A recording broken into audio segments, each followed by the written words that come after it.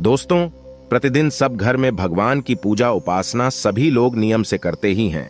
आज जगह का अभाव हो गया है, लेकिन फिर भी हर घर में एक मंदिर देखने को जरूर मिलता है।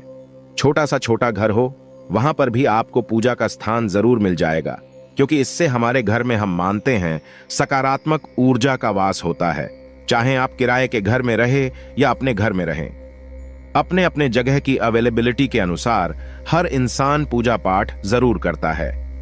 दोस्तों, बड़ा सवाल यह आता है कि घर में पूजा स्थान का होना सही जगह बहुत आवश्यक होता है। हम चाहें वास्तु की दृष्टि से देखें या तांत्रिक दृष्टि से देखें, हमारे घर का जो पूजा का स्थल होता है वो हमारे जीवन पर पॉजिटिव और नेगेटिव असर डालता है। दोस्तों, आप कहीं पर भी पूजा स्थान रखें, लेकिन सबसे पहले यह बात जरूर ही होनी चाहिए कि सूर्य की रोशनी आपके पूजा स्थल तक जरूर पहुंचती हो। यदि सूर्य की रोशनी नहीं पड़ती है तो आप भगवान सूर्य नारायण का चित्र अपने मंदिर में अवश्य लगा लें। इससे क्या होगा? अदृश्य रूप से आपके घर के मंदिर में सूर्य की रोशनी पड़ती है और नकारात्मक ऊर्जा का आभास भी नहीं होता। हमारी पूजा भी सफल होती है। पूजा करते समय आपका मुख किस दिशा में हो, भगवान की प्रतिमा का मुख किस दिशा में हो, यह भी विशेष रूप से अगर ध्यान रखा जाए तो सही फलों की प्राप्ति कराता है। दोस्तों, वैसे तो हम क्या मानते हैं कि किसी भी स्थान में, किसी भी दिशा में भक्ति भाव से अगर हम पूजन करें तो वो सफल होता है। लेकिन जब हम वास्तु की बात करते हैं तो मकान के जो उत्तर पूर्व दिशा में होता है स्थान, वो सबसे सर्वोत्तम माना गया है।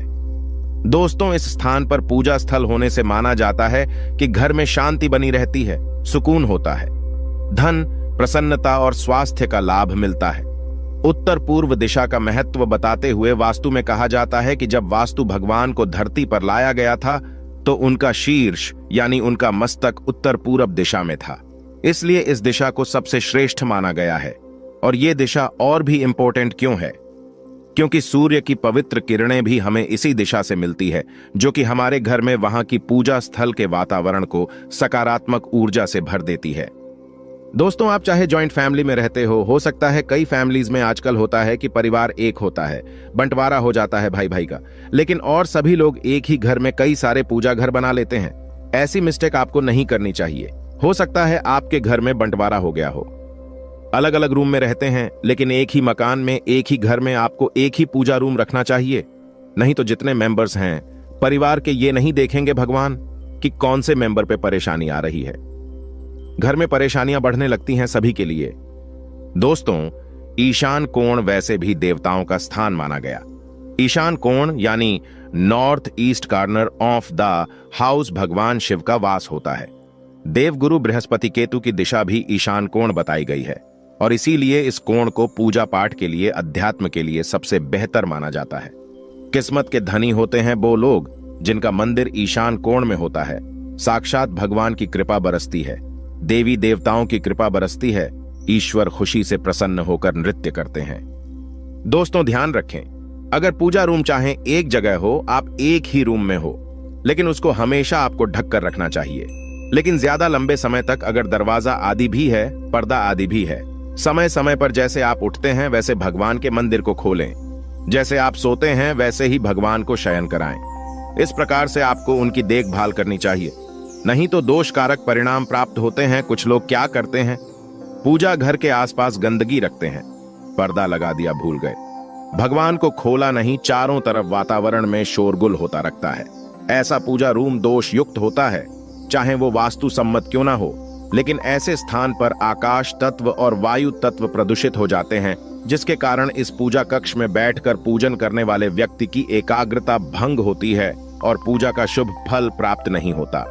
इसलिए जब भी आप पूजा करने बैठे, ध्यान रखें आपके आसपास के वातावरण में शांति हो, तभी पूजन करने आपको बैठना चाहिए। दोस्तों, जो भी विद्यार्थी हो या ज्ञान की प्राप्ति के इच्छुक व्यक्ति हो, उनको भी पूर्व दिशा में मंदिर की स्थापना करनी चाहिए और ध्यान रखना चाहिए घर में सीढ़ियों के नीचे बाथरूम से सटा हुआ या ऊपर नीचे बाथरूम हो, ऐसे स्थान पे बाथरूम के बगल में या बेसमेंट में, घर के बेसमेंट में आपको मंदिर नहीं बनानी चाहिए। इससे घर की खुशहाली और समृद्धि के लिए उत्तम नहीं माना जाता। कई लोग क्या करते हैं, मंदिरों की तरह घर में ही जो मंदिर रूम बनाते हैं उसमें गुंबद बनाते हैं, कलश बनाते हैं। ये चीजें आपको घर के अंदर नहीं बनवानी चाहिए और मंदिर के ऊपर बीम या कोई भारी सामान नहीं होना चाहिए। मंदिर में खाली पड़े माचिस के डिब्बे, अगरबत्ती के डिब्बे, सूखे फूल, गीले कचरे आदि, माता के फटे वस्त्र, देवी देवताओं के फटे वस्त्र, गले वस्त्र तुरंत पर्व आदियों पर बदल देना चाहिए। इससे दोष घर में उत्पन्न हो जाता है। दोस्तों, आज की जानकारी बहुत ही खूबसूरत है। आपको माता रानी की सौगंध है। एक लाइक जरूर करना। आप जिस भी देवी देवताओं को मानते हैं उनके लिए एक लाइक जरूर करें और हमारे चैनल को जरूर सब्सक्राइब करें। आज की जानकारी आपको कोई नहीं बताएगा। यह बहुत ही महत्वपूर्ण और सर्वश्रेष्ठ जानकारी है जो आगे आपके लिए बहुत ही उपयोगी साबित होगी। दोस्तों, पूजा में आपको ध्यान रखना चाहिए कुछ बातें कि बीच में जब भी आप भगवान की अरेंजमेंट करेंगे तो सबसे पहले रोज सुबह ध्यान रखें। पंचदेव की पूजा आपको जरूर करनी चाहिए। पंचदेव कौन कौन है? सूर्य, गणपति, शिव जी, विष्णु और मां दुर्गा। और ध्यान देना चाहिए कि पूजा स्थल पर बीच में भगवान गणेश की तस्वीर या मूर्ति जरूर होनी चाहिए। पूजा घर में अगर आप ब्रह्मा, विष्णु, शिव, इंद्र और सूर्य और कार्तिकेय की तस्वीरें रखते हैं तो इनका मुख हमेशा पूरब या पश्चिम दिशा की ओर ही होना चाहिए। दोस्तों, प्रथम पूज्य श्री गणेश के स्मरण मात्र कर लेने से कार्य सिद्ध होते हैं और घर में इनकी मूर्ति रखना बहुत ही शुभ माना जाता है। अधिकांश घरों में आप देखते होंगे बहुत सारी मूर्तियां होती हैं, लेकिन ध्यान रखें कि गजानन की मूर्तियों की संख्या 1, 3 या 5 नहीं होनी चाहिए। ये अशुभ माना गया है, यानी इनकी संख्या इवन नंबर्स में होनी चाहिए, आउट नंबर्स में नहीं होनी चाहिए। श्री गणेश का स्वरूप सम संख्या के समान होता है। इस कारण इनकी मूर्तियों की संख्या भी विषम होना गलत मानी गई है। कम से कम 2 मूर्तियां रखना गणपति देव की सर्वश्रेष्ठ मानी जाती है। पूजा घर में गणेश जी की मूर्ति का मुख, कुबेर की मूर्ति का मुख और दुर्गा मां का मुख दक्षिण दिशा की ओर होना चाहिए। घर के मंदिर में मां दुर्गा या अन्य किसी देवी की मूर्ति की संख्या 3 नहीं होनी चाहिए। यह अशुभ माना जाता है और यदि आप चाहें तो 3 से कम या ज्यादा मूर्तियां घर के मंदिर में रख सकते हैं। दोस्तों, मूर्तियों के संबंध में श्रेष्ठ बात यही होती है कि मंदिर में किसी भी देवता की एक से अधिक मूर्ति ना हो। अलग अलग देवी देवताओं की एक एक मूर्तियां रखी जा सकती हैं। पूजा घर में हनुमान जी का मुख नैऋत्य कोण में होना चाहिए। घर के मंदिर में हनुमान जी की मूर्ति की संख्या 1 ही होनी चाहिए, क्योंकि बजरंग बली को रुद्र का अवतार मानते हैं, यानी शिव का अवतार मानते हैं, और घर में शिवलिंग भी 1 ही होना चाहिए। मंदिर में अगर आप रखते हैं तो हनुमान जी की प्रतिमा, बैठे हुए हनुमान जी की प्रतिमा रखना सर्वश्रेष्ठ होता है। दूसरे किसी भाग में रख रहे हैं तो हनुमान जी की मूर्ति नहीं। ऐसी फोटो रखी जा सकती है जिसमें वो खड़े हुए हों। घर के दरवाजे के पास नॉर्थ दिशा में आप उड़ते हुए हनुमान जी की फोटो रख सकते हैं। ये नौकरी इत्यादि के लिए सर्वश्रेष्ठ होती है। दोस्तों, ध्यान रखें, पति पत्नी का जो शयन कक्ष है अगर उसी में आपने बनाया हुआ है, आपने साइड में मंदिर, तो आपको हनुमान जी की मूर्ति या फोटो उसमें नहीं लगानी चाहिए।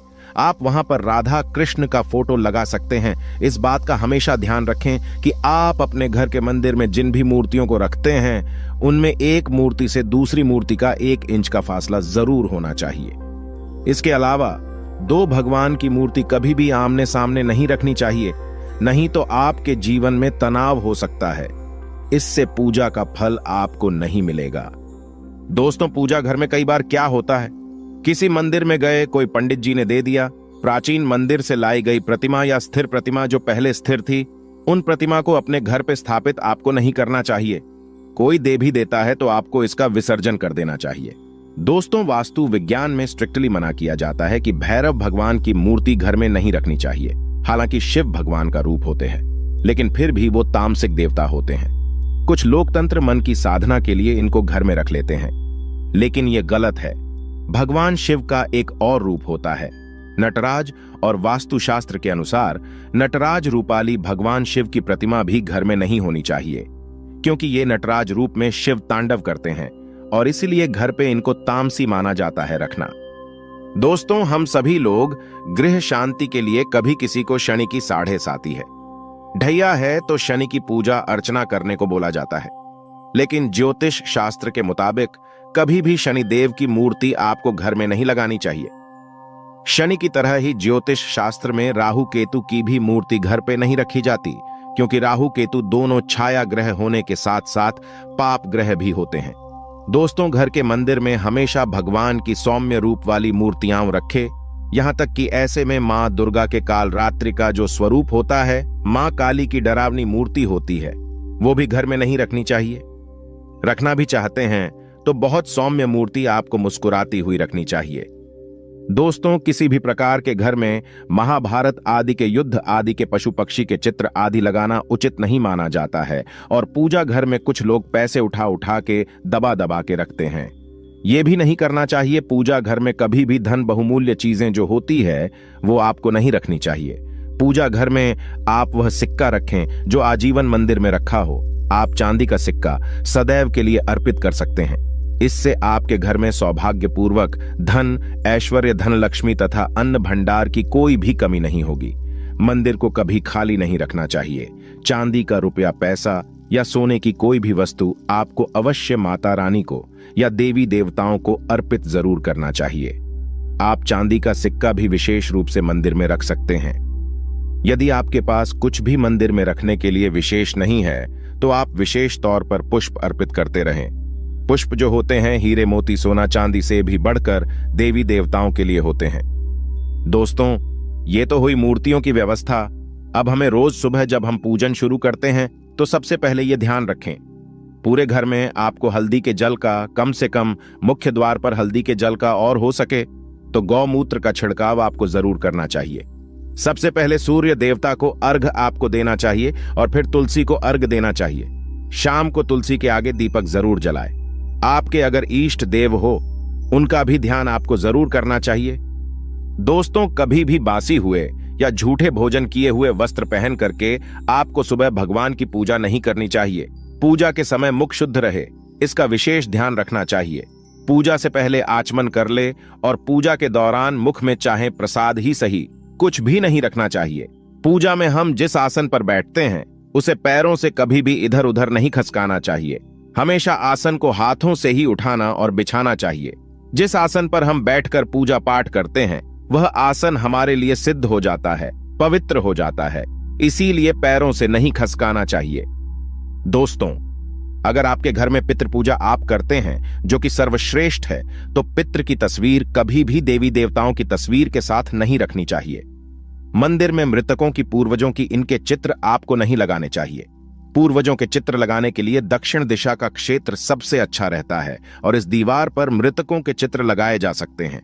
उनके सामने भी नियमित रूप से जल की घंटी या जल का लोटा, जिसको कहते हैं, वो जरूर रखना चाहिए और हर सुबह दक्षिण दिशा में जल चढ़ाकर फिर फ्रेश जल भरकर वापस लौटे को वहीं रख देना चाहिए। रोज सुबह शाम एक दीपक कम से कम उनके नाम का दक्षिण मुखी होकर के जरूर जलाना चाहिए। अगर सुबह शाम दोनों समय नहीं भी जला सके तो कम से कम शाम के समय आपको यह जरूर करना चाहिए। दोस्तों, और वर्ष भर में जब भी श्रेष्ठ मुहूर्त आते हैं, कोई भी तीज त्योहार होता है, तो पूरे घर में आपको गौमूत्र का छिड़काव करना चाहिए। गौमूत्र के छिड़काव से दो चीजें होती हैं। एक तो वातावरण पवित्र होता है, सकारात्मकता आती है, और दूसरा गौमूत्र बहुत ही चमत्कारी उपाय होता है। इस उपाय से घर पर दैवीय शक्तियों की कृपा बनी रहती है और किसी भी तरह का ब्लैक मैजिक हो, घर पे नेगेटिव एनर्जी का वास हो चुका है, वो घर से बिल्कुल दूर हो जाते हैं। दोस्तों, जो भी मूर्तियां आप अपनी पूजा मंदिर में रखेंगे वो छोटी और कम वजनी हो तो ही बेहतर है। ज्यादा बड़ी बड़ी मंदिर की तरह मूर्तियां आपको घर में विराजमान नहीं करनी चाहिए। शिवलिंग के लिए बताया जाता है कि अंगूठे के आकार से बड़ा नहीं होना चाहिए और शिव जी को अगर आप रखते हैं तो शिव परिवार को जरूर ही रखना चाहिए। भगवान का चेहरा कभी भी ढका हुआ नहीं होना चाहिए। यहां तक कि फूल माला से भी कई लोग चेहरा ढक देते हैं, ऐसा नहीं करना चाहिए। संभव हो तो पूजा स्थल आपका ग्राउंड फ्लोर पर रखें और खुला खुला और बड़ा होना चाहिए। दोस्तों, अगर कोई मूर्ति खंडित हो जाए या पूजा का सामान क्षतिग्रस्त हो जाए, चाहे वो दीपक ही हो, उसे तुरंत पूजा स्थल से हटाकर कहीं बहते जल में प्रवाहित कर देना चाहिए। खंडित मूर्तियों की पूजा अशुभ मानी गई है। इस संबंध में सिर्फ एक बात ध्यान रखें कि सिर्फ शिवलिंग अगर आपका उसमें क्रैक है या कुछ भी है, किसी भी अवस्था में शिवलिंग खंडित नहीं मानी जाती है। भगवान के आगे एक जल का लोटा हमेशा रखना चाहिए और हो सके तो तुलसी पत्र, जो भी विष्णु भगवान राम जी हो या विष्णु भगवान के स्वरूप हो, कृष्ण हो, हनुमान हो, इन सभी को आपको तुलसी दल रोज जरूर चढ़ाना चाहिए। दोस्तों, 5 मिनट ही सही, पर पूजा सुबह सुबह दिन की शुरुआत करने के पहले आपको ध्यान करना, आसन देना, भगवान को स्नान करवाना, धूप दीप करना, अक्षत चावल चढ़ाना, कुमकुम चंदन चढ़ाना, पुष्प चढ़ाना, प्रसाद चढ़ाना, ये जो जितना भी आप कर सके थोड़ा बहुत ही सही आपको जरूर करना चाहिए। सभी प्रकार की पूजा में चावल विशेष रूप से चढ़ाए जाते हैं, लेकिन पूजा के चावल हमेशा अक्षत होने चाहिए, यानी अखंडित होने चाहिए। पूरे चावल, बिना टूटे हुए चावल आपको चढ़ाने चाहिए। हो सके तो इन्हें हल्दी से पीला करके रखे। कैसे पीला करते हैं? हल्दी से थोड़े से पानी में हल्दी को घोल ले, फिर इन चावलों को उसमें मिक्स कर दे, उसके बाद उसको फैलाकर सुखा ले और इसके बाद इसको स्टोर करके आप रख ले। इस तरह से पीले चावलों से अगर आप पूजन करते हैं तो माना जाता है यह बहुत ही धनदायी होता है। दोस्तों, रोज आपको पूजा में 2 दीपक जरूर जलाने चाहिए। एक घी का दीपक और एक तेल का दीपक। घी का दीपक दाहिनी ओर यानी कि राइट हैंड साइड में जलाना चाहिए और तेल का दीपक बाईं और चलाना चाहिए। घी के दीपक के लिए सफेद रुई की बाती का उपयोग किया जाना चाहिए और तेल के दीपक के लिए हो सके तो लाल धागे की बाती सर्वश्रेष्ठ बताई गई है। जिस दीपक में आप तेल डालेंगे उसमें 2 लौंग और 2 कपूर आप जरूर डालें। ये काम करने से घर पे नजर, बुरी नजर या जो भी गलत चीजें होती हैं वो आपके घर से दूर हो जाती है। यहां तक कि भगवान शिव कहते हैं, जलता हुआ दीपक घर में अकाल मृत्यु तथा दुर्घटनाओं से बचाता है। दोस्तों, दीपक हमेशा ध्यान रखें भगवान की प्रतिमा के ठीक सामने लगाना चाहिए। शाम को आपके घर में लक्ष्मी प्राप्ति के लिए गूगल की धूप, नजर बाधा आदि के लिए टोने टोटके के लिए लोबान की धूप और सुख शांति के लिए तेज पत्ता जरूर जलाना चाहिए। तेज पत्ता जो होता है जिसे हम खाने में डालते हैं वही होता है तेज पत्ता। दोस्तों, मंदिर आप कभी भी शयन कक्षा बेडरूम में बनाना ही नहीं चाहिए और अगर किसी कारणवश आप बना लेते हैं तो पर्दा से ढक करके उसको जरूर रखना चाहिए।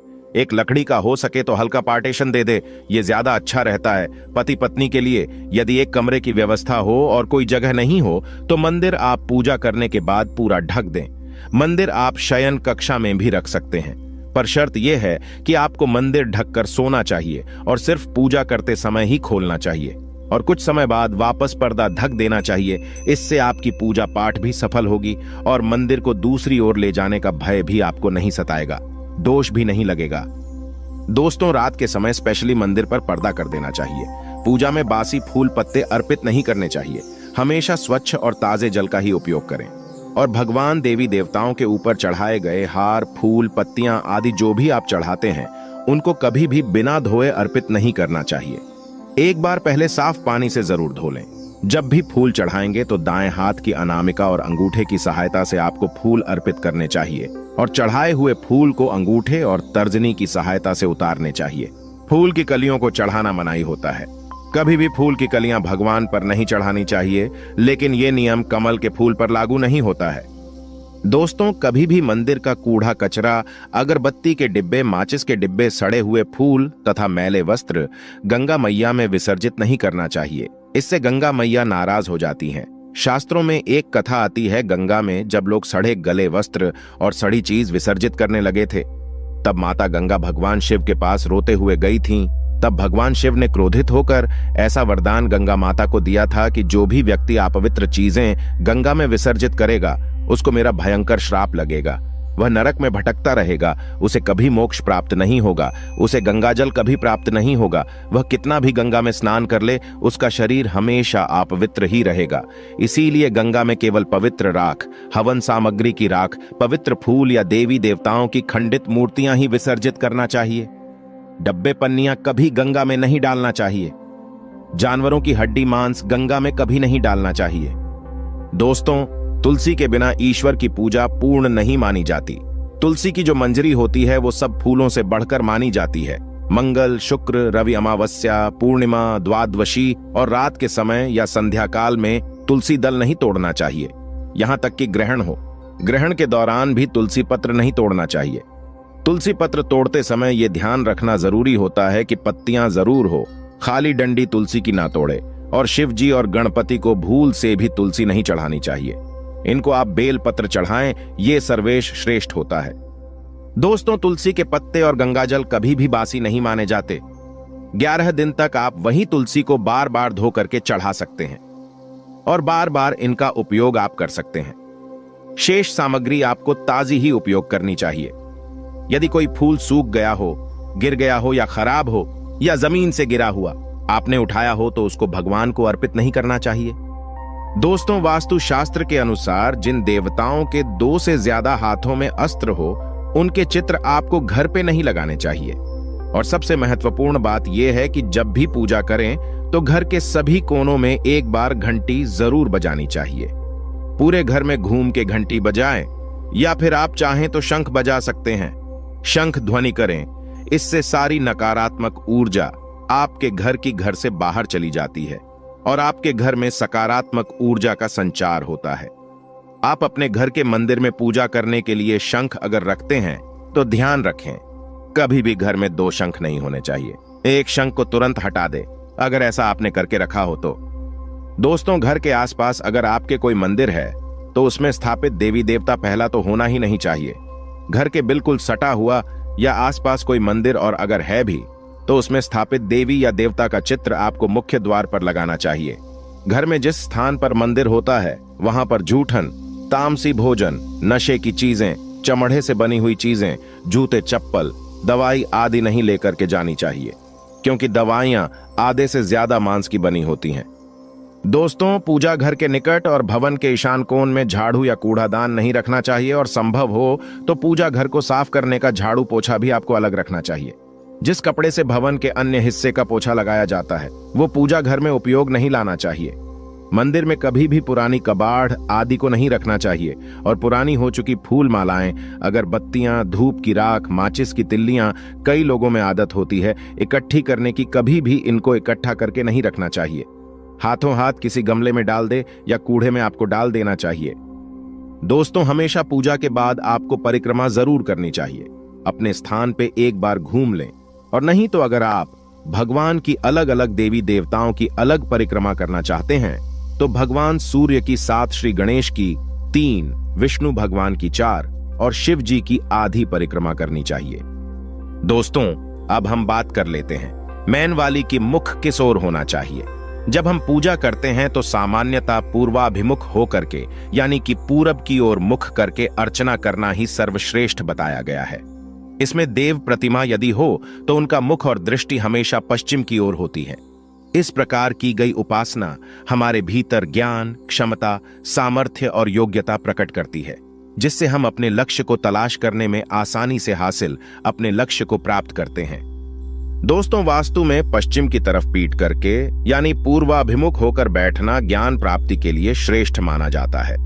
भगवान का मुख दक्षिण मुखी कभी नहीं होना चाहिए। ये ध्यान रखें, पूर्व, पश्चिम और उत्तर मुखी भगवान हो सकते हैं। जब हम तंत्र शास्त्र की बात करते हैं या कर्म कांडों की बात करते हैं तो इसमें लक्ष्मी की जो प्राप्ति के लिए पूजन करना चाहते हैं उनको पश्चिम मुख होकर के अर्चना करनी चाहिए। इसमें हमारा मुख पश्चिम की ओर होता है और देव प्रतिमा की दृष्टि और मुख पूरब की ओर होता है।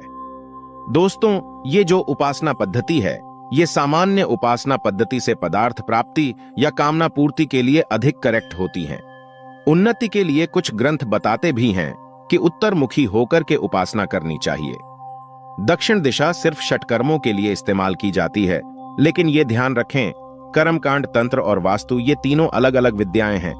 इन सबको कभी भी आपको मिलाना नहीं चाहिए।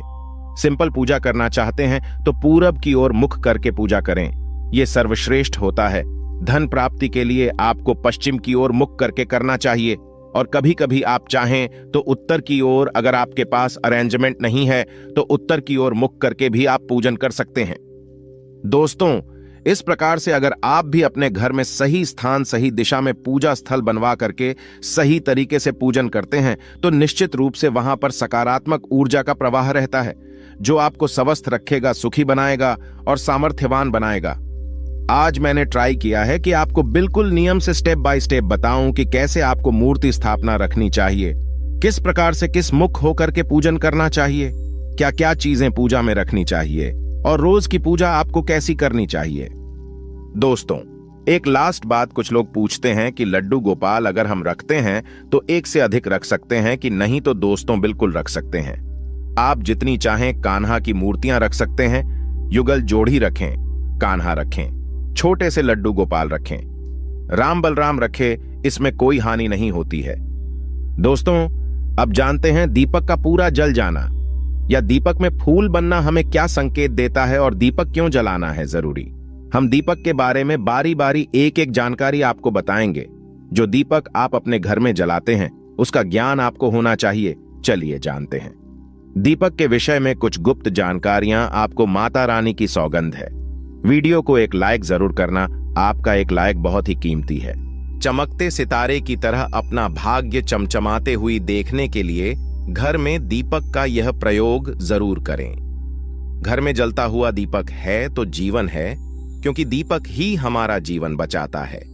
जहां होता है जलता हुआ दीपक, वहां धन भी खींचा चला आता है। आज हम दीपक से जुड़ी कई महत्वपूर्ण जानकारी आपको देने वाले हैं। वीडियो के अंत तक बने रहना।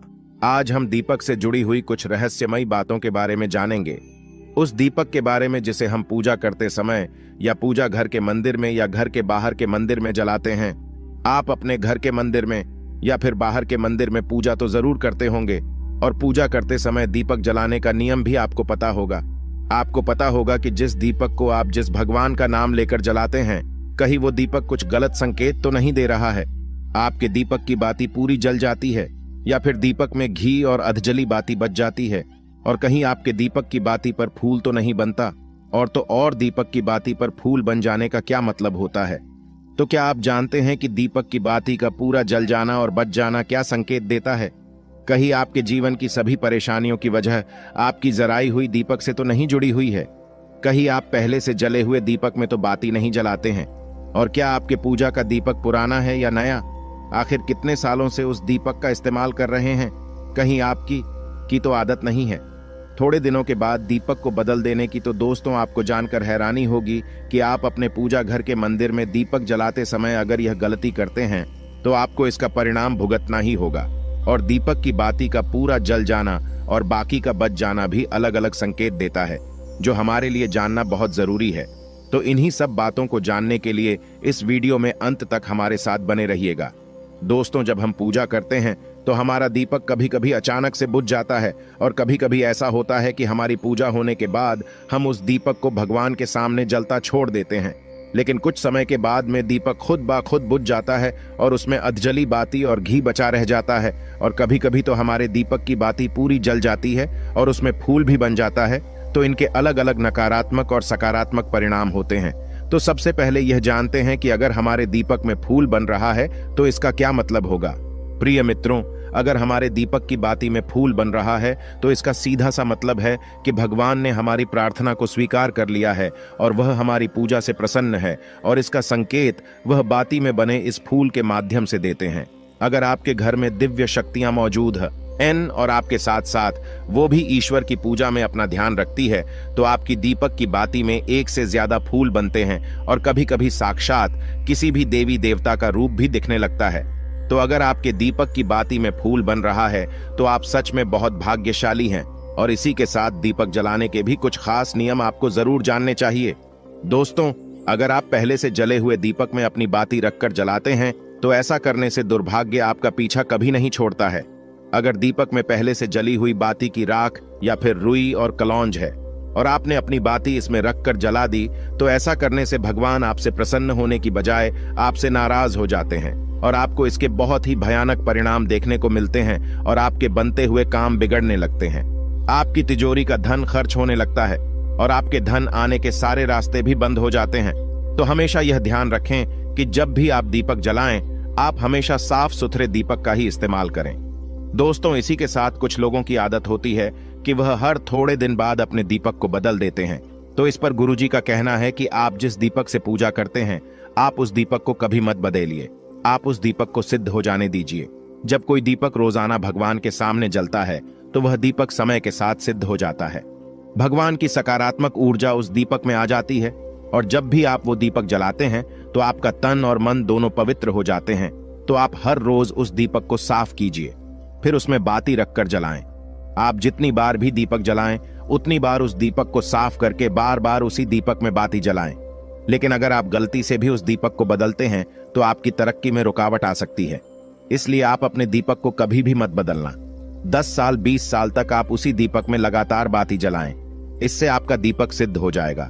और आप इसका चमत्कार अपने घर में भी देख सकते हैं। अगर आपके घर में कोई भी रोगी हो, बीमार हो या किसी का बुखार नहीं जा रहा हो, तो आप इस दीपक को थोड़ी देर के लिए किसी बर्तन में डालिए और अब उस रोगी को ये पानी पिला दीजिए। 10 से 15 मिनट के भीतर उसका बुखार